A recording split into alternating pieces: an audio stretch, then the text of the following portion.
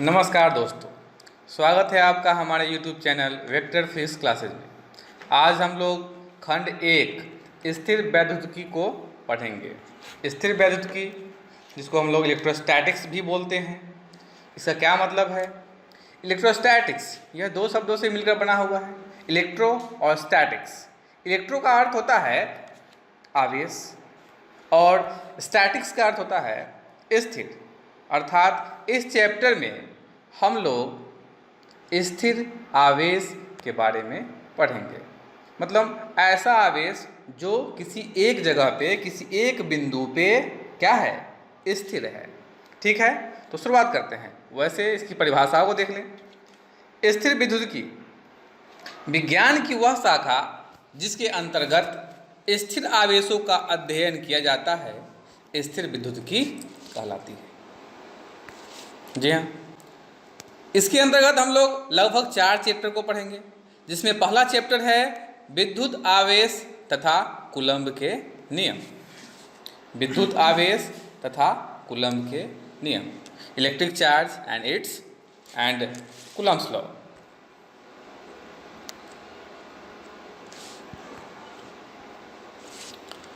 आगे बढ़ते हैं। तो हमारा आज पहला चैप्टर है विद्युत आवेश तथा कूलम्ब के नियम। विद्युत आवेश तथा कूलम्ब के नियम। सबसे पहले हमें यहाँ विद्युत आवेश को समझना चाहिए कि आखिर विद्युत आवेश है क्या। मोटा मोटी अगर आप जानें तो जैसे कि हम लोग जानते हैं कि बहुत छोटी इकाई में आप बात करेंगे तो हम परमाणु अणु को देखते हैं, तो हम परमाणु पे बात करते हैं। परमाणु में आप पाएंगे कि बीच में नाभिक होता है, जिसमें न्यूट्रॉन और प्रोटॉन पाए जाते हैं, और इसके बाह्यतम कक्षा में बहुत सारे ऑर्बिट होते हैं, और इसमें बहुत सारे इलेक्ट्रॉन चक्कर लगाते रहते हैं। यही इलेक्ट्रॉन जब बाहर निकलता है या कोई बाहर का इलेक्ट्रॉन इसमें जब प्रवेश करता है, तब यह परमाणु उदासीन से आवेशित हो जाता है। तब हम इस पूरे परमाणु को आवेशित परमाणु कहते हैं। अगर इस परमाणु में इलेक्ट्रॉन की अधिकता होगी, अर्थात बाहर से जब इलेक्ट्रॉन इसमें आ जाएगा, तब यह ऋणावेश कहलाएगा। अगर इसमें से इलेक्ट्रॉन बाहर निकल आता है, तब यह धनावेश होगा। इस प्रकार से आवेश 2 प्रकार के होते हैं, धनावेश और ऋणावेश। वैसे इसके लिए एक परिभाषा भी है कि विद्युत आवेश किसी वस्तु का वह मौलिक गुण है जिसके कारण वह किसी आवेशित वस्तु पर बल आरोपित करता है। अर्थात जैसे ही इस पर आवेश आ जाएगा तो यह किसी दूसरी आवेशित वस्तु पर बल लगाना शुरू कर देगा। आगे बढ़ते हैं थोड़ा।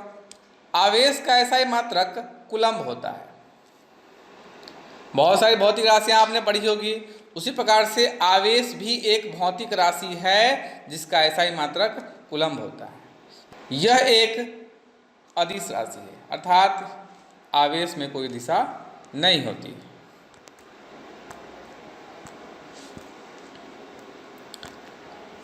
आइए हम लोग आगे बढ़ते हैं। आवेशित किसी वस्तु को कैसे किया जा सकता है, कि क्या क्या प्रकार है, कौन कौन सी विधियां हैं, जिन विधियों के बाद हम किसी वस्तु को आवेशित कर सकते हैं। जिसमें पहली विधि है घर्षण द्वारा आवेशन। घर्षण द्वारा आवेशन का क्या मतलब है कि इस विधि में 2 पदार्थ को आपस में रगड़कर दूर ले जाते हैं। आप कोई भी 2 पदार्थ ले लें, जैसे कांच की छड़ एवं रेशम के कपड़े, इसको आपस में रगड़ें और दूर ले जाएं। आप पाएंगे कि ये दोनों वस्तुएं आवेशित हो गई है, तो जिससे दोनों पदार्थ पर अलग अलग प्रकृति तथा समान परिमाण के आवेश उत्पन्न हो जाते हैं। मान लीजिए कि यह रेशम का छड़ है और ये कोई कपड़ा है, रेशम का कपड़ा, ये कांच का छड़ है और ये रेशम का कपड़ा है।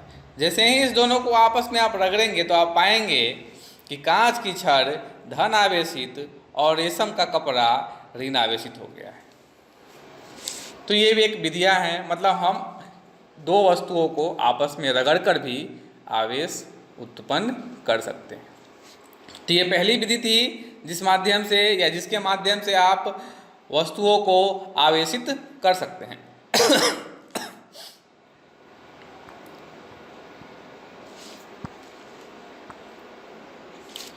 दूसरा है चालन द्वारा आवेश। जी हाँ, चार्जिंग बाय कंडक्शन। कंडक्शन का मतलब साफ है कि दो वस्तुओं को आपस में टच कराएंगे, जिसमें एक वस्तु आवेशित होगी और दूसरी वस्तु अनावेशित होगी। और जैसे ही दोनों वस्तुओं को आपस में आप सटाएंगे या स्पर्श कराएंगे तो आप पाएंगे क्या कि आवेशित वस्तु का कुछ आवेश अनावेशित वस्तु पर आ गया है, जिससे दोनों वस्तुएं आवेशित हो गई हैं। इसमें लिखा हुआ है कि आवेशन की इस विधि में किसी एक आवेशित वस्तु, जैसा कि मान लेते हैं कि ये एक आवेशित वस्तु है, किसी अन्य अनावेशित वस्तु, यहाँ गलत है, अनावेशित होगा,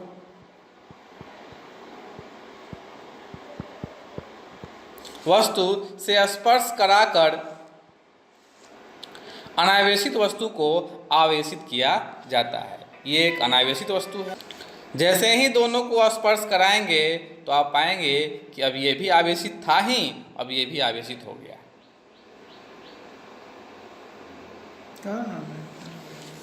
और जैसे ही दोनों को अलग अलग सेपरेट कर देंगे तो क्या होगा, ये दोनों आवेशित हो जाएंगे। हाँ, आवेशित तो होगा, लेकिन ध्यान देने वाली बात यह है कि इसका आवेश इसमें आया है तो इसके आवेश की मात्रा कुछ कम हो जाएगी। ठीक है।